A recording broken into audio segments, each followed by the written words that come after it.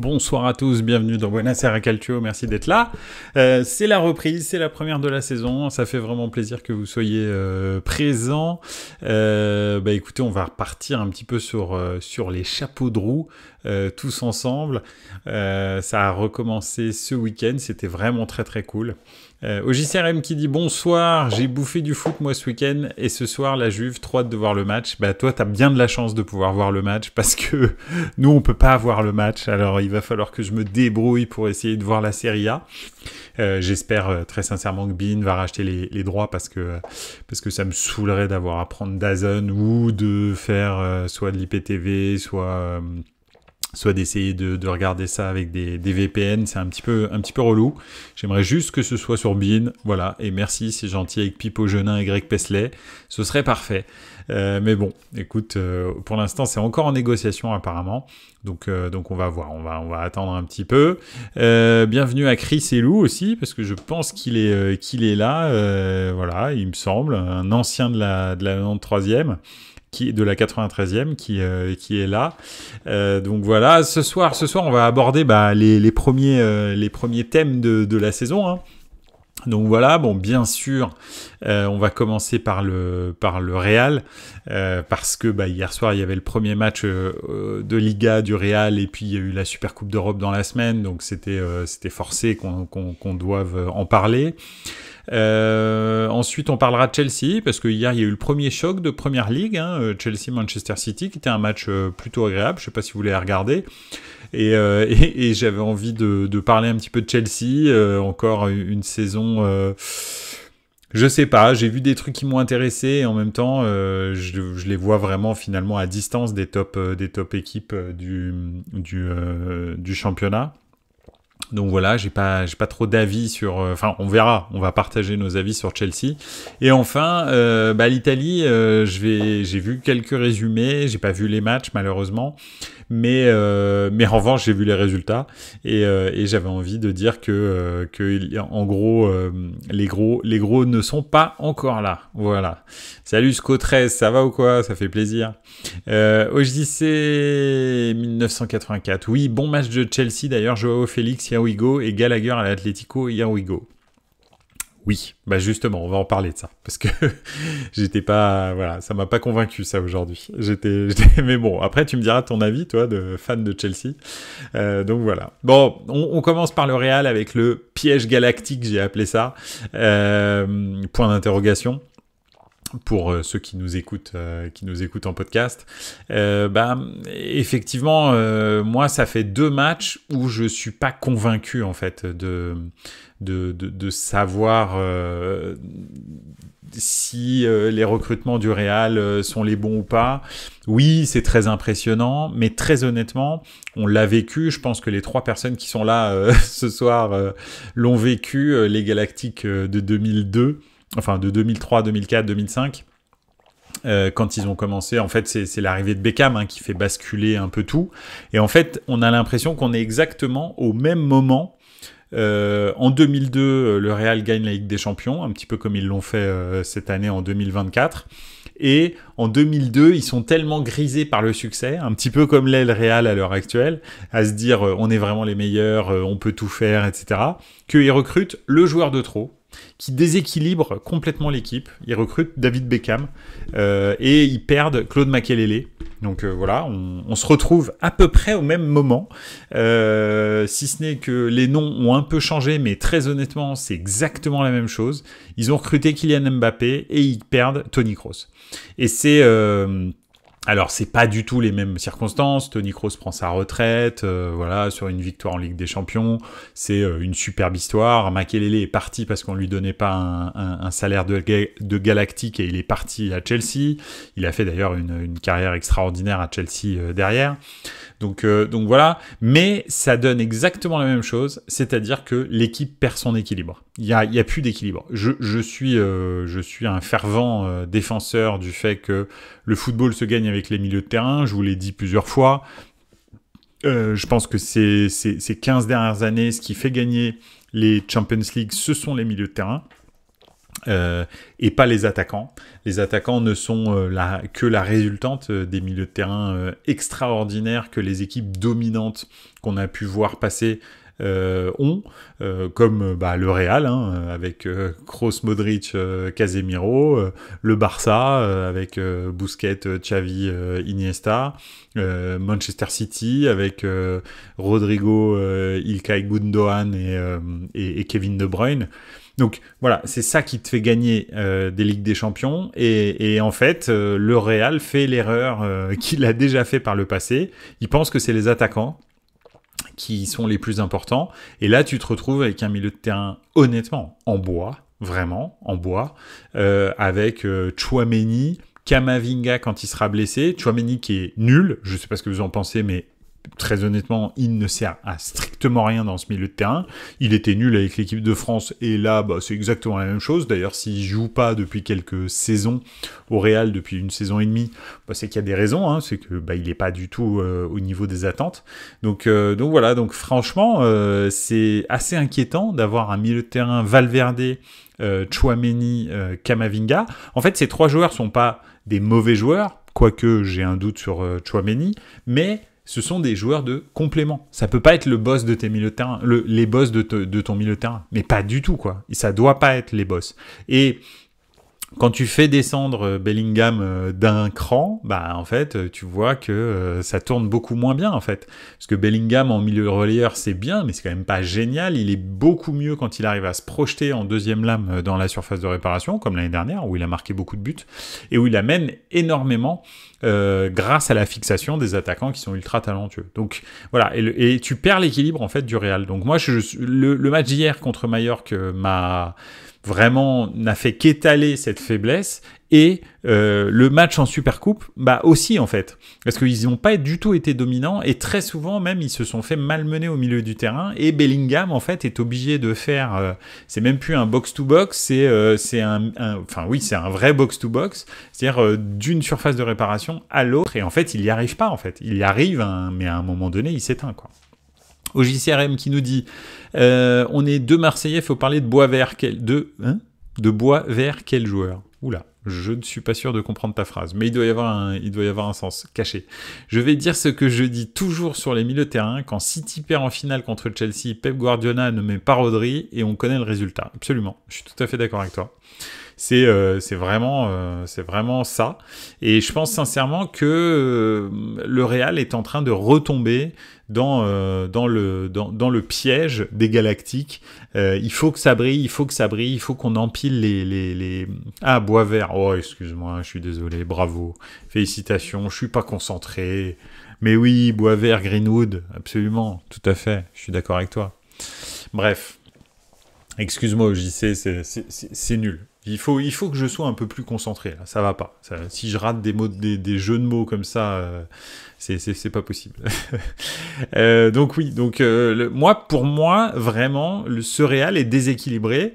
Alors oui, ok, en plus, hier, vraiment, Mendy qui pète un plomb, on sait pas trop pourquoi, il met un tacle au niveau du genou. Enfin bref, il y a eu beaucoup de choses. Rodrigo, et puis, effectivement, il a fait sortir Bellingham, il a fait sortir Vinicius avant Mbappé, il a fait sortir Rodrigo aussi. Et je pense que ça va être compliqué. Je pense que Güler aura sa chance dans ce Real. Oui, probablement, mais le problème, c'est que c'est pas... Güler, en fait, c'est encore un milieu offensif, d'accord? C'est un peu un Jude Bellingham bis. Le problème, en fait, c'est les récupérateurs organisateurs que le Real n'a plus. Quand tu passes de Toni Kroos Modric à Toni Kroos accompagné de quelqu'un d'autre, et enfin, plus personne, je te dis que vraiment, ça fait bizarre. En fait, personne ne sait organiser le jeu. Ils essayent de donner ça à Tchouaméni. Tchouaméni, il fait que des passes en retrait ou des passes latérales. La plupart du temps, il se cache, il veut pas récupérer le ballon. Non, franchement, c'est vraiment... Moi, je suis inquiet pour le milieu de terrain du Real. Après, ils vont peut-être me donner tort. Il faut pas oublier qu'ils ont un coach qui est pour moi le meilleur coach du monde de tous les temps, de l'univers, de l'humanité. Non, mais blague à part, je pense sincèrement que c'est le plus grand coach qu'on ait jamais vu, le plus grand manager qu'on ait jamais vu. Alors, c'est peut-être pas le plus grand technicien, mais je pense que c'est le plus grand manager de tous les temps, Carlo Ancelotti. Et il faut pas sous-estimer sa puissance. Son sourcil magique déjà, et surtout effectivement comment dirais-je, il arrive à impliquer les gens et à leur faire des choses des fois qu'ils n'ont pas envie de faire pour le bien collectif. Et ça, peut-être que effectivement, ça va être fait. Donc on verra. On verra bien ce que va nous faire Don Carlo. Mais pour l'instant, effectivement, moi je suis pas du tout convaincu par ce Real. Je le trouve bon. Après Mbappé fait du Mbappé et encore, il revient gentiment, mais c'est pas encore fantastique, quoique de toute façon Mbappé, est-ce que c'est vraiment... je pense qu'il a vraiment quelque chose de spécial, mais en numéro 9, est-ce que vraiment c'est quelque chose de fantastique Mbappé, je suis pas sûr. Je pense que c'est plutôt sur un côté, s'il retrouve sa vitesse, que ça donne vraiment quelque chose. Et je suis pas sûr qu'avec les deux devant, là, ça joue, quoi. Le problème, en fait, c'est que pour l'instant, Ancelotti a pas voulu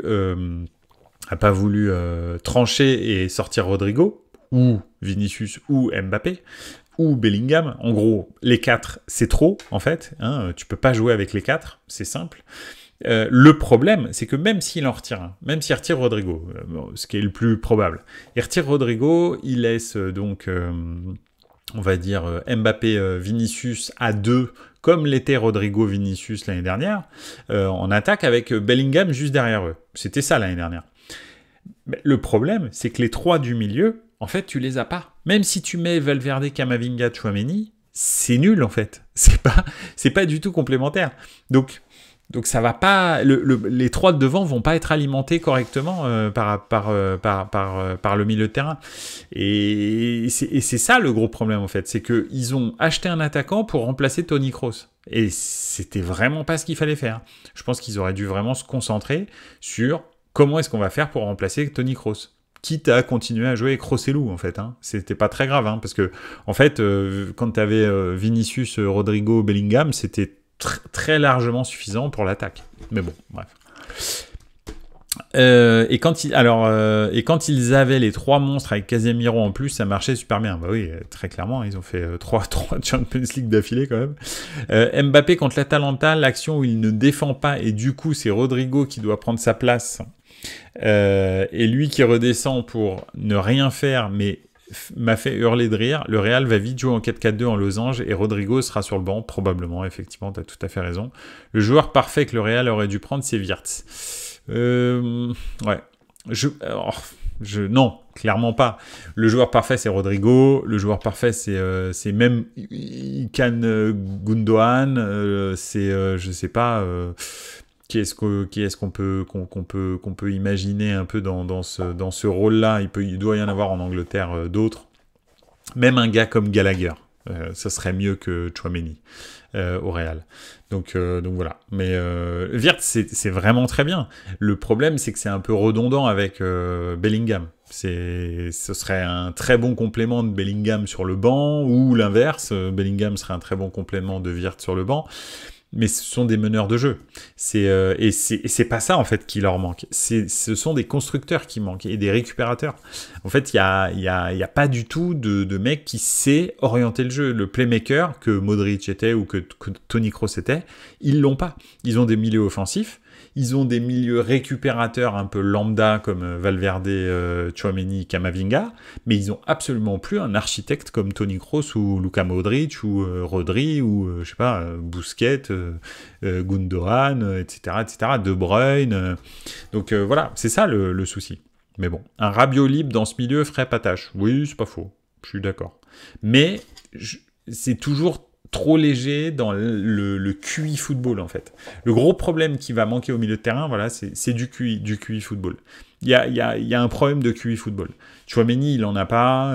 Camavinga, c'est pareil. Balle au pied, c'est pas mal. Valverde, Peut-être c'est celui qui a le plus de QI football, mais le problème c'est qu'il ne le fait pas jouer numéro 6 déjà, il le fait jouer milieu relayeur sur un côté parce qu'il a une énorme capacité physique, donc c'est sûr que c'est dommage de t'en priver, mais voilà quoi, c'est effectivement il faut quand même, il faut vraiment se gaffer quoi, mais bon, bref, on verra bien. En tous les cas, pour le Real, je pense qu'il va vraiment falloir faire des ajustements et ils peuvent pas continuer à jouer avec les 4. Pour l'instant, Ancelotti a essayé. Je pense que c'était un peu le contrat pour que tout le monde joue, pour essayer de sanctionner personne. Mais à mon avis, ça va pas durer. Sauf si vraiment tous les offensifs font un travail vraiment monstrueux, et encore, parce que le gros problème, c'est l'orientation du jeu. Il n'y a pas grand-chose, en fait. S'ils n'ont pas un contre, il se passe rien au Real, là. Parce qu'ils ont perdu ce QI. Et le mercato n'est pas fini. Je pense que le Real va recruter au milieu. Ouais, c'est possible. Hein. C'est possible. C'est possible, mais le problème, c'est qu'il n'y a pas grand monde sur le marché, quoi. Tu vois ? Alors, il y a le Barça, il y a Gundogan. Effectivement, le Barça qui aimerait bien économiser 20 millions d'euros. Est-ce que Gundogan est prêt, alors que soi-disant c'était le club de sa vie, de son cœur, de son âme, tout ça, à signer au Real? On va savoir. Pourquoi pas, hein. On ne sait pas avec eux. Enfin voilà. Bref. Bon, on est passé un petit peu sur le Real, on verra dans les prochaines semaines ce que ça donne, mais c'est mon premier sentiment sur les 2 matchs que j'ai pu regarder du Real. Pour l'instant, pas du tout impressionné et vraiment remarqué d'énormes failles au milieu de terrain. Beaucoup plus qu'en attaque. En fait, en attaque, on s'en fout un peu. Le problème, c'est qu'ils n'ont pas les ballons qu'il faut, quoi. Donc voilà. Et Mbappé a découvert la presse espagnole. Clair. Ah bah là, ça y est. Hein. Là, s'il commence à enchaîner 2 mauvais résultats, s'ils font un match nul la semaine prochaine, attention, hein. Au Real, c'est pas le Paris Saint-Germain. Hein. C'est pas la même chose. Hein. Enfin, l'équipe, c'est pas Marca ou Deportivo. Hein. Il Mondo Deportivo. Bref. Qu'est-ce que je voulais dire? On va passer à Chelsea. Chelsea-Manchester City hier. Très bon match. Franchement, CR7 s'est fait siffler au Bernabeu, absolument. Et sacrément d'ailleurs, ça a duré un bon petit moment hein, avant qu'il les retourne. Donc oui, si tu marques pas, si t'es pas performant, si tu fais pas rêver les gens, ça siffle très très vite au Bernabeu parce que le problème, c'est qu'ils sont habitués au caviar. Et ils veulent pas des œufs de limpe, ils veulent du caviar. Donc c'est ça le souci. Bref, Benzema aussi, tout le monde s'est fait siffler. Hein. Franchement, je pense que peut-être, je suis pas sûr que Zidane se soit pas fait siffler tout au début parce que les 6 premiers mois de Zidane quand il arrive au Real sont très compliqués et je me demande s'il se prend pas 2-3 sifflets aussi, enfin 2-3 matchs où il prend des sifflets aussi, mais tout au début. Et après, c'est fini. Après, c'est terminé, parce qu'après, il est rentré dans le... Même s'il faisait un match, il n'a pas fait que des bons matchs, Zidane, au Real, mais même s'il faisait un match lambda, lui, il prenait rien. Parce que lui, c'était le chouchou, voilà, quoi. Ça, c'est du caviar. Il leur a donné du caviar. Donc oui, Chelsea-Manchester City, match très agréable, franchement, très sympa, premier choc de Première Ligue, un petit peu ronronnant bien sûr, Manchester City comme d'habitude, hein, t'es un peu, voilà, Doku qui s'amuse à gauche, enfin là il était beaucoup à gauche d'ailleurs, mais il était aussi un petit peu à droite, et puis les nouvelles recrues, enfin la nouvelle recrue qui vient de Gérone. D'ailleurs, hein, Guardiola qui finalement, par le biais de Manchester City, continue à soutenir le catalanisme. Donc voilà, parce que son frère est donc président de Gérone. Gérone est un club bien sûr de Catalogne et le Manchester City a acheté Savigno, je sais plus combien, 40 ou 60 millions d'euros. Ce qui est, enfin, on l'a vu tous hier, je pense qu'on est bien d'accord qu'il vaut pas ce prix-là. C'est pas un mauvais joueur, mais en tous les cas, il vaut pas ce prix-là. Et je pense que c'est clair que Tiki Bergstein et Pep Guardiola ont un peu, on va dire, soutenu la cause catalane en faisant ça, je pense, plus qu'autre chose. Mais bon, bref. qui avait été prêté par Troyes à Girone avant. Ouais, en fait, bon, après, oui, effectivement, mais il est... En fait, à Troyes, il est même pas passé par Troyes, en fait. Enfin, il est... Apparemment, d'après ce que j'ai entendu hier, il a ni fait un entraînement, ni fait un match, ni loué un appartement, rien du tout. C'était juste une transaction. C'était transactionnel. Ça passait par Troyes, mais de façon vraiment transactionnelle. Je sais pas qui a pris quoi en termes de commission, mais il a jamais joué à Troyes, il a même jamais mis les pieds à Troyes. Donc voilà. Pas louche, ouais, tu m'étonnes. Effectivement. Sachant que Troyes est un club de la galaxie Manchester City, il me semble. Donc, et Girone aussi, d'ailleurs, il me semble. Bref, c'est un peu... voilà. Bref, c'est un peu bizarre, mais c'est comme ça. Bah, c'est le football, quoi. Donc oui, bref, la nouvelle recrue de Manchester City, et puis en face, on peut pas dire la nouvelle recrue, les 1800 nouvelles recrues de Chelsea, c'est incroyable qu'ils continuent à acheter des joueurs. Et le dernier transfert en date, et je voulais en parler, et c'est bien que tu aies commencé par ça, JC, c'est Gallagher, qui est pour moi probablement le meilleur joueur de Chelsea de la saison dernière, je pense, honnêtement, et de la saison d'avant aussi d'ailleurs. Donc en gros, c'est leur meilleur joueur qui est transféré à l'Atlético Madrid, et ils recrutent Joao Félix, qui avait fait une pige absolument horrible chez eux, enfin quand je dis absolument horrible, non, mais vraiment pas convaincante, qui a fait une pige pareil, absolument pas convaincante au Barça, mais il se retrouve à l'acheter de façon définitive. Moi, je sais plus quoi dire. Honnêtement, je sais pas quoi dire de Chelsea. Alors, nouveau coach, 450 joueurs sous contrat, ça continue en fait. Et pourtant, dans le jeu, j'ai vu des choses qui étaient pas mal, où je me suis dit, c'est pas mal, il mériterait limite un peu plus que ce qu'ils ont eu. Ils ont eu des occasions, probablement ils auraient dû marquer un but, au moins un but, et je pense que ça aurait peut-être retourné le match parce que finalement ils ont eu finalement limite plus d'occasions que City, en tous les cas plus d'occasions franches que City, parce que City c'est un peu en permanence, tu sais, un espèce de rouleau compresseur où t'as des situations, mais t'as pas vraiment d'occasion franche tout le temps. Alors il y a des matchs, ils ont des occasions franches tout le temps, mais là en l'occurrence c'était pas le cas. T'es un peu sous pression tout le temps, mais c'est pas non plus, t'as pas des tirs sur le poteau en permanence. Et Chelsea finalement a eu plus d'occasions que Manchester City, mais bon voilà, quand t'as Nicolas Jackson, tu vois au JC on est synchronisé des montres. Quand t'as Jackson en numéro 9, en fait, je sais pas quoi, tu vois, t'achètes 450 joueurs et tu t'es pas capable d'acheter un numéro 9 à peu près potable, quoi. T'es obligé d'avoir Nicolas Jackson, là. C'est, je sais pas, prends Michael, au moins tu t'amuses, quoi, tu vois, voilà. Au moins il danse bien, je sais pas, fait quelque chose. Non, franchement, c'est dommage parce que c'est pas loin en fait. Ils sont vraiment pas loin, mais ils vont être encore juste en dessous du top 6 en fait. Parce que je pense sincèrement que un Manchester United un peu motivé, il les tape, etc. Mais ils vont toujours dans les gros matchs aller titiller les gros parce qu'ils ont la capacité en fait. Mais il leur manque toujours un truc ou deux, c'est la sérénité, c'est la gestion du club, c'est tout ce qui manque à des clubs comme ça, qui commencent à s'enfoncer gentiment, parce qu'en fait, t'as beau dépenser de l'argent, s'il n'y a pas de plan, si c'est pas organisé, si les joueurs ne se sentent pas pris en charge par le club, etc., en fait, c'est pas possible, quoi. En fait, ça part en sucette. Donc voilà. L'Atlético qui font un sacré mercato, oui absolument, j'ai hâte de les voir, ils jouent ce soir d'ailleurs il me semble, à 21h, donc j'ai hâte de les voir. Et 43 joueurs dans l'effectif de Chelsea, dont 5 gardiens. Bravo, JC, merci pour cette stat. C'est terrifiant. Franchement, je sais pas comment tu fais pour entraîner 43 joueurs de haut niveau dans un club comme Chelsea. Franchement, je sais pas. Je sais pas comment est-ce que tu motives les joueurs, comment est-ce que tu fais ta sélection. Le problème, c'est que tu vas avoir un mec qui va être en forme, tu peux pas l'intégrer tout de suite parce qu'en fait, il faut quand même qu'il ait des automatismes. Le temps qu'il crée des automatismes, il est plus en forme, donc tu le fais pas jouer, il retourne avec les autres. Enfin bref. Et puis, je veux dire, tu peux mettre que 23 joueurs sur une feuille de match, et encore 21.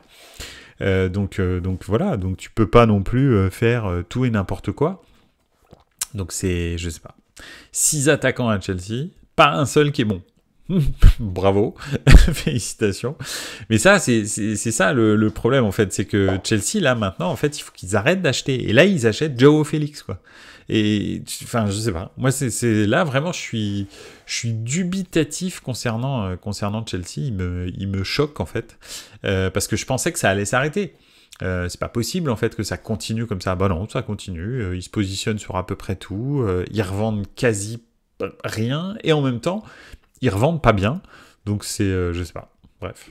Ouais, 7 attaquants avec Joao Félix. 7 attaquants, 5 gardiens, 43 joueurs, 44 maintenant joueurs. Ah bah non, 43 parce que Gallagher part dans l'autre sens. 43 joueurs sous contrat, moi c'est une énigme. Je sais pas, à moins qu'ils veuillent s'engager dans un autre championnat, peut-être le championnat du Pays de Galles en même temps, ou je sais pas, un truc comme ça, ou le championnat d'Écosse, peut-être, va savoir, je sais pas. Mais là c'est inquiétant, et je pense que Todd Boehly, il pense vraiment que c'est une équipe de football américain, que t'as besoin de 50 joueurs pour jouer au foot. Ben non, c'est pas comme ça que ça marche, mais bon, bref. Donc c'est un petit peu triste parce qu'il y a quand même certains joueurs qui sont pas mauvais. Vraiment, tu vois, Cole Palmer, je sais pas, même Malo Gusto, qui est plutôt bon. Fofana a fait un super match. Franchement, Fofana, le retour de Fofana, très très très bien, vraiment. Alors oui, ok, bon ils prennent un but d'Erling Haaland, voilà. Cucurella d'ailleurs qui aurait pu se taire lors de la célébration de l'Euro, quand il l'a gagné avec l'Espagne, parce qu'il avait chambré Haaland, Haaland, premier match, premier but, en plus c'est lui qui est au marquage, donc voilà. Neto aussi, ouais, je suis d'accord avec toi, pas mal, mais celui qui m'a le plus impressionné, c'est Fofana. Vraiment très très très guerrier, et puis voilà quoi, et puis Erling Haaland. Donc non, franchement très très bien, il avait subi une très grosse blessure l'année dernière. Donc ouais, il y a des bons matchs. Lavia, c'est vrai, je suis d'accord avec toi. Il y a des bons joueurs, donc tu sais qu'ils sont pas loin, mais malheureusement, ça le fait pas. Donc ça c'est un truc, je comprends pas bien, mais effectivement, ça le fait pas. Donc bref. C'est à peu près tout pour Chelsea, va falloir voir. Arsenal a bien débuté aussi. Liverpool, je suis un peu moins convaincu, mais bon, ils ont quand même gagné. Donc voilà. Mo Salah a fait un plutôt bon match, mais je le trouve quand même au bout un peu. On verra. J'ai pas l'impression que cette année Liverpool puisse vraiment rivaliser avec Arsenal et Manchester City. Je pense que ça va être vraiment un duel à deux, encore plus que l'année dernière. En PL, j'ai peur pour Liverpool, 0 recrue. Effectivement, mais c'est vrai que si déjà ils récupèrent tous leurs joueurs en forme, déjà ce sera pas mal. Mais ouais, ce sera déjà pas mal. Ce sera déjà pas mal parce que ça fait plusieurs saisons que ils ont quand même énormément de blessures. Parce que Jürgen Klopp demande énormément à ses joueurs, parce que donc sa carrière est terminée apparemment, d'après ce qu'il dit. Donc voilà, ouais, je sais pas, on verra, mais en tous les cas, je les vois loin. Je les vois très loin. Manchester United m'a pas impressionné, mais bon, au moins, ils ont eu la décence de gagner, c'est déjà pas mal. donc voilà. Et puis Tottenham, c'est ce soir, je crois aussi. Donc ce sera intéressant de regarder un petit peu parce que Ange Postecoglou fait très très bien jouer ses équipes. Donc voilà, donc ça va être cool. En PL, j'ai beaucoup aimé le match Brighton avec leur entraîneur plus jeune que la création de la PL et hâte de voir West Ham avec leur recrue. West Ham Aston Villa était un super match, était vraiment très sympa. Vraiment, et Aston Villa va encore être là, probablement, cette saison. Bon, après, il faut voir quand la Ligue des Champions arrive. D'ailleurs, je tiens à vous dire, hein, je suis désolé, je disais que la Ligue des Champions, ça allait me saouler qu'à partir du 3e match. En fait, plus je regarde la formule, plus je suis hypé par la nouvelle formule de la Ligue des Champions. Les 20 matchs, le championnat, les 8 matchs, voire même 10 matchs de phase de poule avec le barrage du 16e de finale pour du 9 à 24, etc. Franchement, j'ai vraiment hâte de voir ça et je pense que ça va être spectaculaire, qu'on va avoir des super gros matchs. En plus, c'est des one-shots, donc il n'y a pas de calcul. Tu rencontres le gros de ta poule, enfin de ta poule, pas de ta poule, mais de ton tirage. Tu es obligé de le taper, en fait, parce que tu sais absolument pas ce qu'il va faire après, en fait. Donc, tu es obligé de tout donner. Et ça, c'est pas mal. Parce qu'en fait, si tu veux, tu cherches à le battre lui, mais pas que. Et donc, tu peux pas faire de calcul style genre, oh, je vais jouer le match nul à la maison. Et si sur l'ensemble des 2 matchs, on est à égalité, ou si je le bats, c'est pas grave, je serai qualifié parce que c'est une poule. Là, en fait, tu sais pas. Tu sais absolument pas parce que tu te bats contre les 36 autres équipes en fait. Donc tu peux pas te dire je vais essayer de calculer quand je vais jouer contre le Real ou contre Milan ou contre je sais pas l'Inter ou Manchester City. Tu es obligé de tout donner en fait. Et ça franchement, j'avoue que je pense que ça va avoir un effet assez spectaculaire sur les phases de poule. Donc j'ai vraiment hâte. West Ham, attention à eux aussi, les recrues n'ont pas joué samedi, mais Todibo Fulkrug, il est rentré. Hein. Il est rentré en fin de match, je crois. Plus déjà à la base, je me mouille, mais West Ham, je les vois à top 4, top 5. Un peu comme Aston Villa, le Aston Villa de l'année dernière, vu qu'eux, ils n'ont pas la Ligue des Champions. Le problème d'Aston Villa, ça va plus être la Ligue des Champions qu'autre chose, en fait, qui vient se rajouter au championnat. Mais je trouve que Aston Villa est encore un petit peu au-dessus. Mais West Ham, ça peut être le Aston Villa l'année dernière, parce qu'ils ont un très bon effectif et pas de Ligue des Champions, donc ça peut vraiment jouer pour eux, quoi. Salut Kifkoni, comment ça va? Ça fait plaisir de t'avoir, dis donc. Merci d'être venu pour la première de Buenos Aires Calcio saison 2024-2025, la saison de tous les dangers avec la nouvelle Ligue des Champions et tout, Mbappé au Real.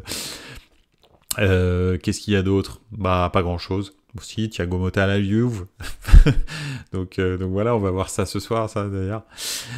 Bref. Voilà un petit peu pour Chelsea, le championnat d'Angleterre, un petit peu, on va voir, mais on dirait que les forces en présence, en tous les cas pour la gagne, ça va rester Arsenal et Manchester City.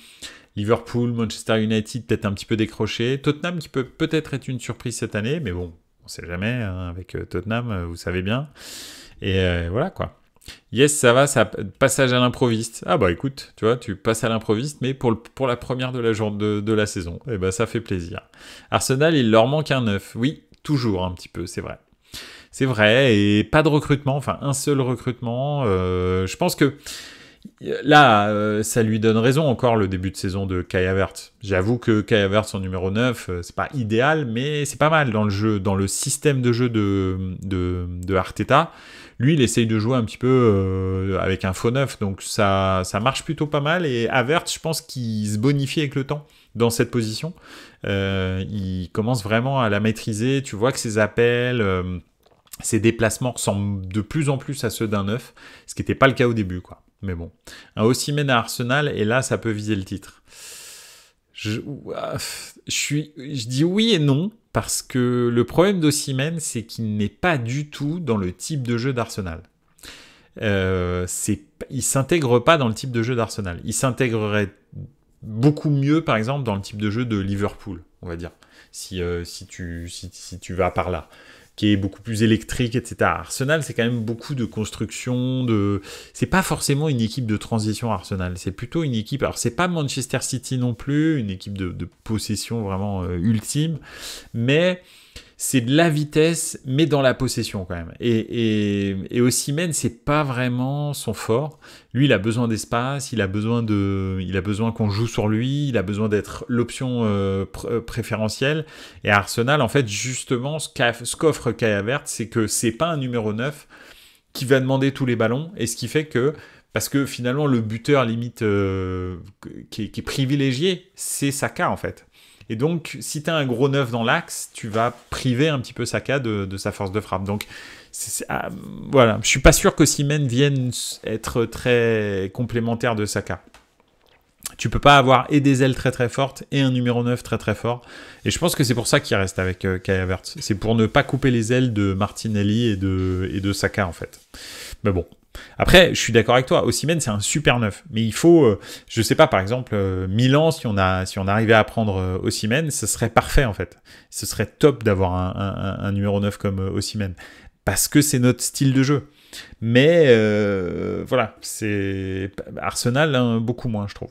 Mais bon, bref, on verra. La Juve, par exemple, sert à rien, Osimhen.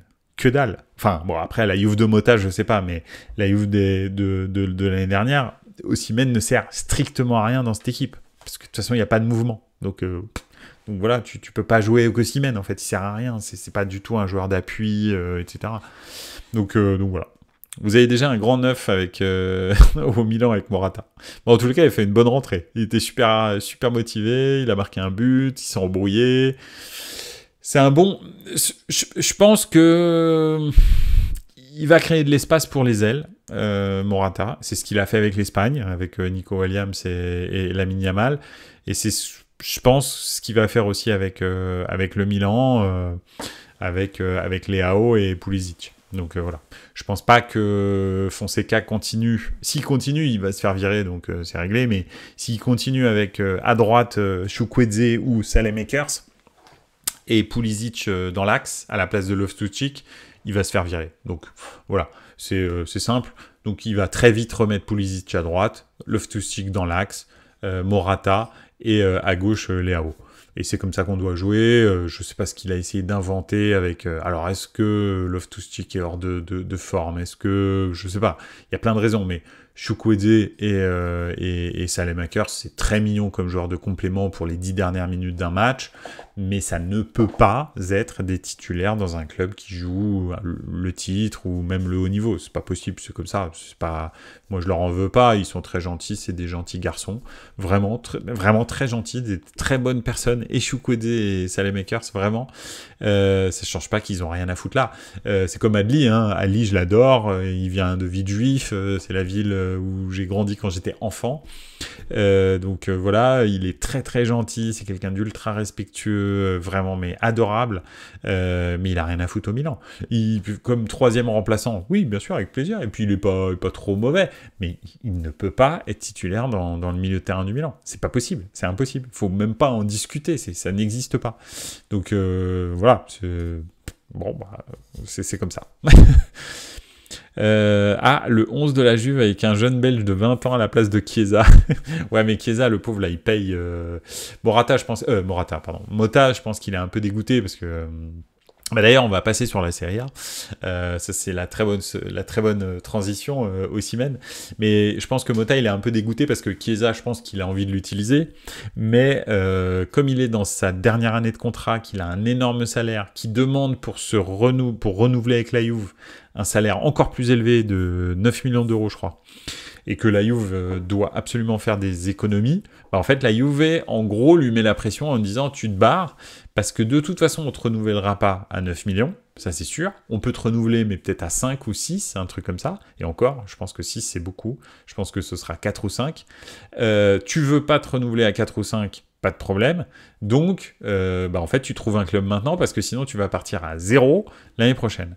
Donc, c'est pour ça qu'il est sur le banc. C'est un peu... Voilà, je pense que Thiago Motta avait envie d'utiliser Chiesa. Malheureusement, c'est soit il re-signe à un salaire plus bas, soit il se barre, en fait. Donc voilà, on en est là parce que la Juve a un vrai gros problème d'argent en fait. Donc il y a un club qui est sur Chiesa d'ailleurs. Oui, bah il y en a pas, il y a pas que, il y en a pas qu'un. Il s'appelle Milan par exemple. Milan est sur Chiesa. Chiesa, Samardzic de l'Udinese et le troisième, il y a un troisième cas où Milan est en train de regarder. Je me souviens plus. Chelsea est sur Chiesa, bah oui, bah ça m'étonnerait. Ça m'aurait étonné que ce soit pas le cas. Donc voilà. L'Atalanta premier pour le moment après leur victoire 4-0 à Lecce. Ouais, ils ont bien commencé. Sans Coupe Miners, ça tourne quand même pas mal. C'est pas trop mal parce que moi j'ai bien aimé leur match contre le Real. Hein. C'est pas, ils ont pas été ridicules loin de là. Hein. Ils ont pas Scamacca, ils ont pas Coupe Miners, qui sont deux pièces ultra essentielles de la saison dernière. Et pourtant ça tourne. Donc c'est pas mal. Je vais essayer de regarder le résumé là de Atalanta Lecce. Et voilà, c'est bien. Justement, je disais, en Italie, les gros n'y sont pas. Bon, est-ce qu'on considère l'Atalanta comme un gros? Je pense pas, très honnêtement. Il faut quand même se dire les choses. Mais c'est clair que, tu vois, les deux clubs de Rome... non, j'exagère parce que la Lazio fait une bonne truc, mais c'est pareil. Est-ce que la Lazio est un gros? Ça, on sait pas. Mais en tous les cas, les deux clubs de Milan font match nul sur le même score. 2-2, donc pas non plus brillant. La Roma fait match nul, donc oui, c'est pas fantastique. Naples qui prend 3-0 contre le Hellas, catastrophique. Donc l'Atalanta et la Lazio s'en sont sortis un petit peu pas trop mal.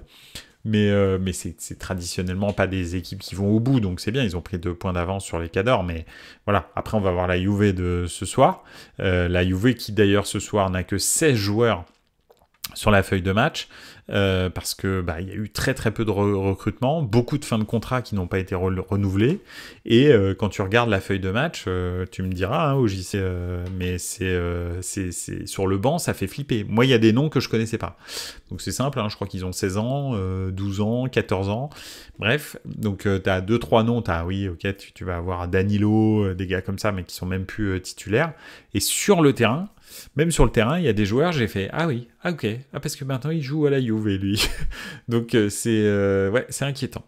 Franchement, je sais pas comment est-ce qu'ils vont terminer le championnat, le mercato, mais Mota, il a pas un effectif de foufou. Il est vraiment, c'est pas un effectif de foufou. S'il fait quelque chose avec cet effectif, franchement, ça veut dire qu'il est très très fort.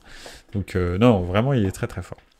Naples, passons sur Naples, parce que Conte commence déjà. Je sais pas si vous avez vu, mais pendant le match, à un moment, il parle en italien et il est filmé, il met pas sa main du tout. Il dit, mais qu'est-ce que tu veux que je fasse avec ces joueurs-là? J'ai Juan Jesus, et je sais pas quoi, bref. Il cite 2-3 joueurs en disant, mais qu'est-ce que tu veux que je fasse? Et il parle à son adjoint. Les mecs, ils vont regarder ça à la télé le lendemain. Ouais, je pense qu'il va fédérer le vestiaire comme jamais. Il commence déjà à tracher De Laurentiis en disant que de toute façon il n'y peut rien, qu'il veut absolument des recrues, que c'est inadmissible l'effectif qu'il a. Ok, mais c'est quand même pas un effectif où tu dois prendre 3-0 contre le Hellas Vérone. Faut arrêter un peu. Je veux dire, cet effectif-là, il a été champion il y a 2 ans. Il n'y a rien qu'à changer. Il avait aligné Osimhen, Politano, Lobotka, Zambo, etc. Enfin bref, c'était le même effectif. Quasi, allez, à peu de choses près. Il y a pas Kim Min-jae, il n'y a pas de trucs comme ça, mais c'est pas non plus une catastrophe. Il y a 2 ans, ils étaient champions. Ils avaient roulé sur tout le monde. Limite, c'était la meilleure équipe d'Europe. Donc, non. Je pense que voilà quoi, c'est Conte quoi. Et c'est pour ça que personnellement, en tant que supporter du Milan, il y avait beaucoup de supporters du Milan qui souhaitaient l'arrivée de Conte. Mais non, mais Conte, il est has-been. Conte, c'est un Mourinho bis, et le mec te met ton club à feu et à sang quoi. C'est un fou. Donc voilà. Non, je suis très content que Conte soit pas venu au Milan, et malheureusement pour Naples, voilà, le volcan va se réveiller de la ville, de la belle ville de Naples. Ça, c'est sûr et certain. Entre Conte et De Laurentiis, ça va être mais volcanique, mais un truc de fou. Ça a pété. Je suis pas sûr qu'il aille jusqu'à la trêve internationale, Conte. Je pense qu'il se barre avant, ou l'autre, il le vire avant. C'est l'un ou l'autre. Mais là, ça commence très très mal. Conte et De Laurentiis, on le savait, ça va pas durer longtemps. Ouais, je suis tout à fait d'accord avec toi. Ça va être un carnage. Mais je suis triste pour les Napolitains. Moi, j'aime bien et les Napolitains et la ville de Naples et l'équipe de Naples. J'ai toujours eu, voilà. Moi, je considère que le plus grand joueur de tous les temps, c'est Diego Armando Maradona. Et Naples a un petit goût particulier. Puis j'adore la Campanie, et j'adore la ville de Naples en général. Donc voilà. Mais bon, bref. Milan, en tous les cas, il y a beaucoup de travail à faire, parce que bon, une réaction contre le Taureau, ok. Quoique le Taureau va embêter beaucoup de gens. J'annonce, le Taureau va vraiment embêter beaucoup de gens cette année. Donc c'est pas comme si on avait fait. Je me souviens, premier match de la saison dernière, on joue Bologne, on gagne 2-0, et je sais pas si vous vous souvenez, mais j'avais dit Bologne cette année. Il n'y a pas grand monde qui va aller gagner chez eux, parce qu'on avait gagné 2-0 là-bas. Et c'était boursouflé comme score. C'était pas normal qu'on ait gagné 2-0, on s'était fait balloter comme jamais. Sauf que bon, bah, on a des grands joueurs, des grands attaquants. On avait un Olivier Giroud qui était on fire, un Léao. Donc c'est sûr qu'il nous fallait pas, en tous les cas à ce moment-là de la saison de l'année dernière, il nous fallait pas 50 occasions pour les mettre au fond. Parce que je sais pas si vous vous rappelez, mais Milan a fait un excellent début de saison l'année dernière et ça s'est ensuite complètement éteint à partir du mois de novembre. Donc finalement que le démarrage soit pas terrible, ça m'inquiète pas trop, je préfère ça et qu'ensuite ce soit un peu mieux. Mais c'est la même chose, le Taureau cette année, il n'y a pas grand monde qui va prendre des points contre eux parce qu'ils sont très très très chiants. Donc voilà, c'est pas, on n'a pas rencontré une équipe en bois et Milan a fait 2-2 comme ça pour rigoler. Non, c'était une très bonne équipe. Donc voilà. Si Osimhen part, Conte part, je pense. Oui, probablement, c'est clair. Non, et puis de toute façon, ouais, il n'a pas les joueurs qu'il veut, quoi. Il n'a pas les joueurs qu'il veut. Là, quand j'ai regardé son 3-5-2 sur le papier, c'était pas du tout équilibré. Il force le 3-5-2, en fait, alors qu'il n'a pas du tout un effectif pour un 3-5-2. Pas du tout, en fait. On dirait qu'il s'est joué que comme ça. C'est impossible qu'il joue à 4, mais il a un effectif pour jouer en 4-3-3. Et c'est ça le problème, c'est que De Laurentiis recrute un entraîneur qui ne joue que exclusivement en 3-5-2, en lui donnant absolument pas 6 défenseurs centraux, en lui donnant des pistons, il n'y a pas de pistons, en gros, enfin, il y a des pistons, je sais pas si tu peux considérer que Politano est un piston, mais bon, voilà. Donc, ouais, non, franchement, c'est compliqué parce qu'en fait, l'effectif n'est pas du tout adapté à l'entraîneur. Et c'est là où tu vois que Conte, il est aux abois et qu'il est un peu devenu comme Mourinho, c'est-à-dire qu'il accepte tout et n'importe quoi, en fait. Parce que, bah, en fait, voilà, mais comme tu dis, les choix de coach de De Laurentiis entre Garcia et Conte, je veux dire, De Laurentiis, c'est un gars qui a eu, il n'y a pas longtemps, Carlo Ancelotti avec lui. Et ça n'a pas fonctionné. Il y a même eu carrément, limite, une grève, une fronde, etc. contre Carlo Ancelotti. Je pense que tu peux parler de Carlo Ancelotti à tous les joueurs qu'il a entraînés. Tout le monde te dit, c'est le meilleur coach que j'ai eu. Et à Naples, il y a eu, limite, une grève contre Carlo Ancelotti. J'ai jamais vu ça, en fait. Non, mais c'est le club de Laurentiis, il est lunaire. Le fait que Spalletti refuse d'entraîner une année de plus alors qu'il est champion d'Italie avec cette équipe, enfin, je veux dire, ça dénote de quelque chose. C'est un problème, quoi, tu vois. C'est qu'il y a un souci dans la structure du club.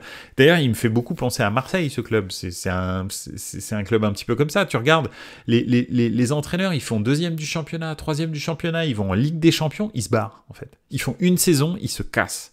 Parce que le club, il n'est pas structuré, en fait. Il est complètement fou, ce club, en fait. Et bah, Naples, c'est la même chose. C'est ça, le problème. C'est la structure, en fait. C'est qu'il n'y a aucune structure. Tu sais pas. T'embauches Conte, tu sais pas pourquoi, en fait. Il n'y a pas de projet sportif. Il embauche Conte parce qu'il embauche Conte. Et puis, comme son directeur sportif est parti, celui qui est un peu aussi l'artisan de la victoire du Napoli, de Giuntoli, qui était à la Juve et qui fait un travail bizarre à la Juve, parce que je pense qu'il n'est pas habitué à dealer des joueurs de cette importance, en fait. Parce que c'est ça le problème, c'est que à Naples, Giuntoli, il a recruté des inconnus. Qui connaît, je sais pas, Lobotka, Anguissa, ok, on l'a vu passer à Marseille, mais sinon c'est un joueur lambda. Et il gagne un championnat avec des joueurs lambda, en fait. Quand tu recrutes Politano, Anguissa, Lobotka, Kim Min-jae, Rarmani, des gars comme ça, je suis désolé, c'est pas normal que tu sois champion d'Italie. Donc, il sait recruter des bons prospects comme ça, mais il sait pas recruter des joueurs du calibre de la Juve, quoi. C'est ça le souci de Giuntoli. Les présidents prennent trop de place dans le foot, je trouve, avec leurs choix bizarres, car je suis sûr que si tu demandes à Ancelotti s'il a besoin d'Mbappé, à mon avis, il te dit non. Ça, c'est clair. Ça, c'est sûr. Bah, bien sûr qu'il te dit qu'il en a pas besoin. Lui, tu lui donnes un Morata, par exemple. Il préfère un Morata dans cette équipe-là. Hein. Il préfère un Morata qu'un Mbappé. C'est sûr et certain. Mais sûr, alors là j'en mets ma main à couper. Pourquoi Morata? Parce que Morata il va pas faire chier avec les buts en fait. Morata il va travailler, il va aller fatiguer les défenseurs centraux pour laisser quoi? De l'espace à Rodrigo et Vinicius. Et il va pas casser les couilles à vouloir la balle en permanence, à vouloir marquer, etc.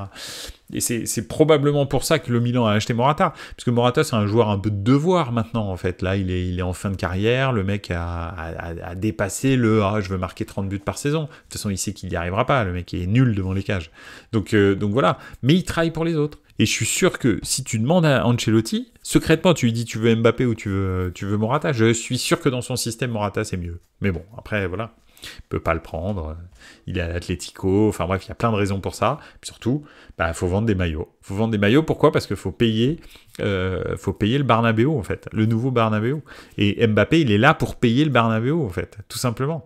C'est pour ça qu'il est là. Donc voilà. Il y a des priorités au Real. Et c'est normal, hein, je comprends. Hein. J'aime bien l'équipe du Milan, perso, vous allez être sur le podium, je pense. Oui, je pense aussi, mais le but du jeu... En fait, si ça prend bien, si vraiment Reinders est au niveau où il doit jouer, Benacer n'est pas blessé, Loftus-Cheek vraiment se stabilise, Pulisic reste au niveau de l'année dernière, que Morata récupère un peu le rôle de Giroud en un peu meilleur, et que Leao soit enfin à son niveau, en fait, normalement, franchement, hein, je le dis, on peut être champion. Honnêtement, on peut être champion. Il y a un petit doute sur la défense centrale. Ok, bon, Pavlovic, d'accord, c'est pas mal, mais bon, on l'a pas vu encore au très haut niveau. Hein, c'est pas le même niveau, l'Autriche. Et oui, on l'a pas vu au très haut niveau.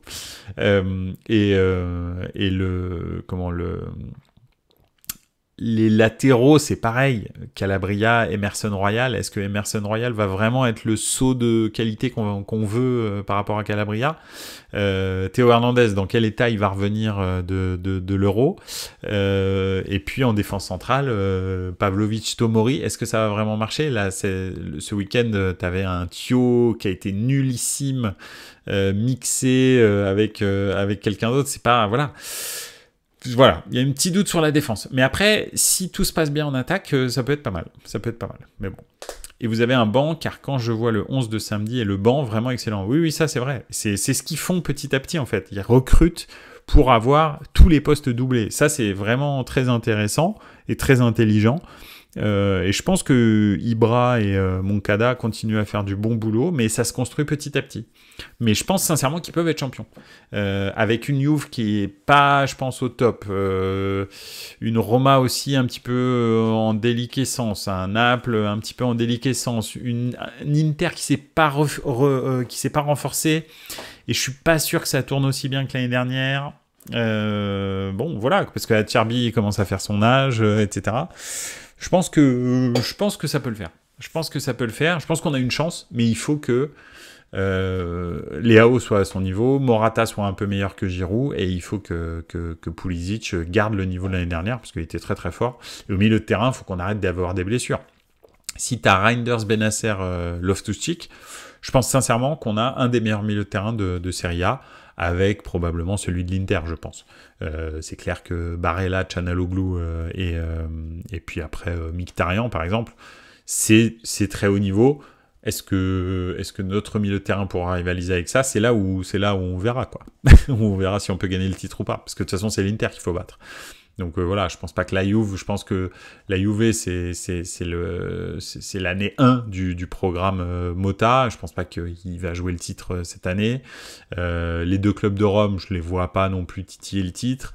Voilà, Napoli non plus, Fiorentina, bon, ils sont gentils, mais voilà. Donc voilà, un petit peu les forces en présence. Mais pour l'instant, les gros sont pas encore réveillés en Italie. Ils sont pas réveillés, ils ont tous fait match nul ou défaite, donc on va voir. On va voir.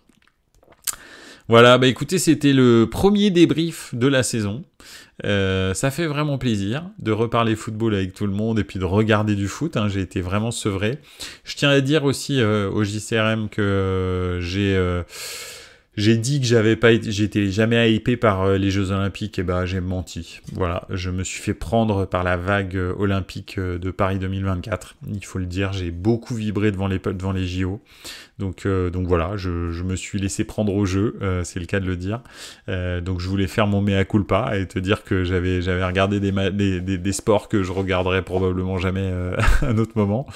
Et c'est vrai que je suis d'ailleurs, il faut le dire, et je suis d'accord avec toi, je suis encore trop nostalgique, magnifique ces JO.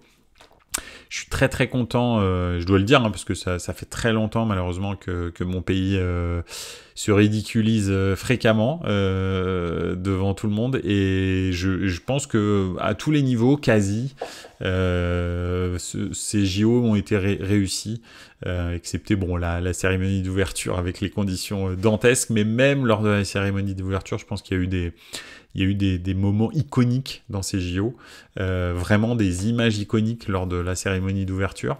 Il y a aussi des trucs qui m'ont pas plu, très clairement, dans la cérémonie, mais bon, voilà, après chacun y trouve midi à sa porte, hein, c'est aussi ça, la diversité. Mais c'est clair que, voilà, je pense que c'était vraiment très très bien, des images probablement qu'on reverra jamais ailleurs, le beach volley au pied de la Tour Eiffel, le cheval dans le parc de Versailles, je sais pas, enfin, voilà, le BMX à la Concorde, enfin, tout était fou, quoi. Donc voilà, non, c'était l'escrime au Grand Palais, c'était complètement dingue. La piscine, l'ambiance de la piscine, etc. Donc voilà, non, franchement, vraiment excellent. Je suis très très content que la France ait réussi ça, et je suis très content aussi que, d'ailleurs, le public, je pense aussi. Franchement, on n'a jamais été un public de sport, honnêtement, on n'a jamais été un pays de sport.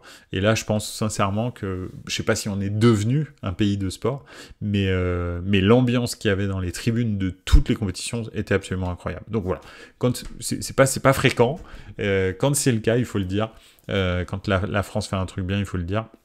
Quand tu fais de la merde, il faut le dire aussi, c'est important.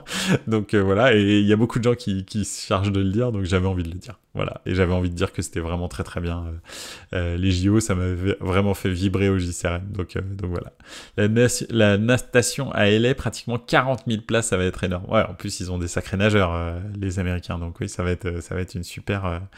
un super moment. Non, mais les JO de LA, ils vont probablement être très bien aussi, mais tu pourras pas les comparer avec Paris, et je pense que ceux de Paris, ils sont incomparables, parce que l'idée de mettre les JO au cœur de la ville, c'était une super idée. Bon, franchement, il n'y a pas à dire, c'était une très bonne idée.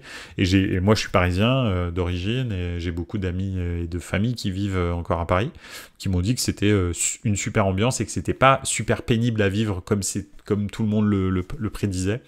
Au contraire, en fait, c'était juste le jour de la cérémonie où là, effectivement, il te fallait des QR codes dans tous les sens.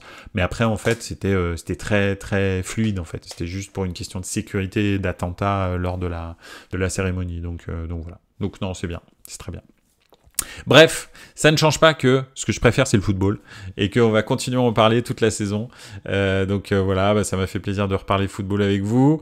On se voit la semaine prochaine, lundi 20h, et puis voilà, on aura des deuxièmes journées de championnat. On aura peut-être même la première journée de Bundesliga, il me semble, la semaine prochaine, hein, parce qu'on n'a pas parlé de la Super Coupe d'Allemagne, mais on aurait pu en parler encore à l'arrache.com, le Bayer Leverkusen qui égalise dans les arrêts de jeu et qui gagne au penalty. Bref, donc voilà, on parlera Bundesliga la semaine prochaine aussi. En attendant, n'oubliez pas, profitez du football et ciao les gars, ciao ciao.